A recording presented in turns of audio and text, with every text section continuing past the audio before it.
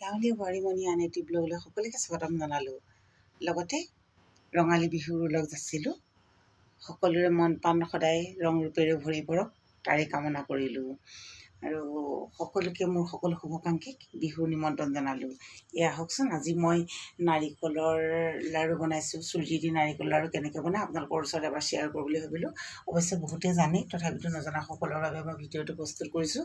আৰু গুড়ৰে নাৰিকল লাড়ু বনাইছোঁ। কেনেধৰণে বনাই তাকো আপোনালোকক এবাৰ দেখুৱাইছোঁ। এইখিনি গুড়ৰে বনালোঁ আৰু এইখিনি কিন্তু চুজি দি নাৰিকলেৰে বনালোঁ। কেইটামান কিন্তু পিয়ৰ আছে, কেইটামান পিয়ৰ মানে চুজি নিমিলোৱাকৈ আছে। যিহেতু আজিকালি মানুহবিলাকৰ প্ৰায়বিলাক মানুহৰে মধুমেহ বেমাৰটো আছে। মধুমেহৰ কাৰণে চেনি দি নাৰিকল লাড়ুটো নাখায় আৰু গুড় দি পেলাই নাৰিকল লাড়ু বনালে খায়। সেইকাৰণে সকলোৰে বাবে উপলব্ধ হোৱাকৈ মই নাৰিকল লাড়ুকেইটা বনাইছোঁ। বিহু বুলি যেতিয়া বনাইছোঁ, সকলো মৰমত বা আন্তৰিকতাৰে আহিব। সকলোকে আন্তৰিকতাৰে মই নিমন্ত্ৰণ জনালোঁ, আহিব সকলো।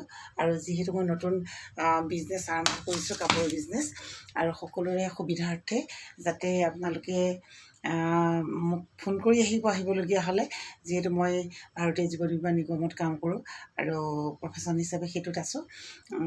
এনিটাইম ঘৰত থাকিবলৈ সময় নোলায়। সেয়েহে যেতিয়া কোনোবা আহোঁ বুলি ভাবে মোৰ তালৈ কাপোৰ নিবলৈ বা সকলো ধৰণৰ কাপোৰে মই ৰাখিবলৈ চেষ্টা কৰিছোঁ। একচুৱেলি নাচনী ৰিহা, নাচনীৰ মেখেলা, ৰিহা, টচৰ মেখেলা, অৰিজিনেল মানে মাটিশালৰ মুগাৰ মেখেলা, ব্লাউজৰ পিচ, মুগাৰ চাদৰ আৰু টচৰ গামোচা, নাচনীৰ কাৰণে দীঘল হাতৰ ৰঙা ব্লাউজ, পিঠি উঠা, পিঠি কটা আৰু অন্যান্য যিবিলাক আমাৰ সাধাৰণ ব্লাউজ সেইবিলাকো আছে।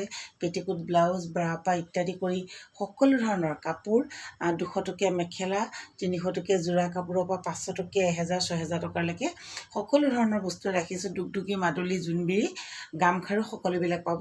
লগতে গগনাও পাব, কিন্তু গগনা, টঙালি সকলো ধৰণৰ পাব।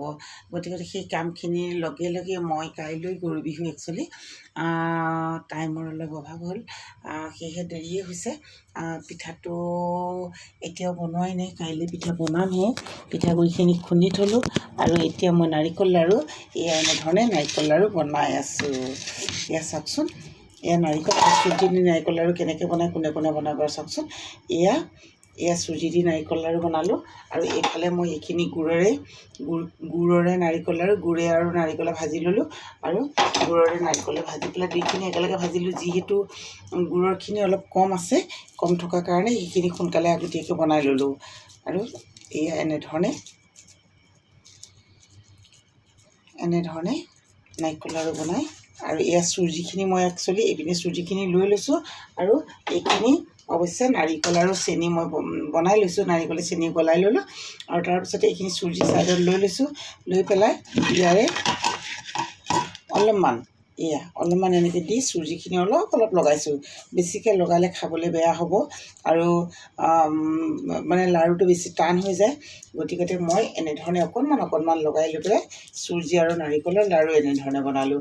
সকলোকে আকৌ মই পুনৰবাৰ বিহুৰ নিমন্ত্ৰণ জনালোঁ। সকলো আহিব বিহু খাবলৈ। ধন্যবাদ। আৰু পিঠা বনোৱা ভিডিঅ'টো আপোনালোকৰ ওচৰত মই শ্বেয়াৰ কৰিম বুলি ভাবিছোঁ এবাৰ।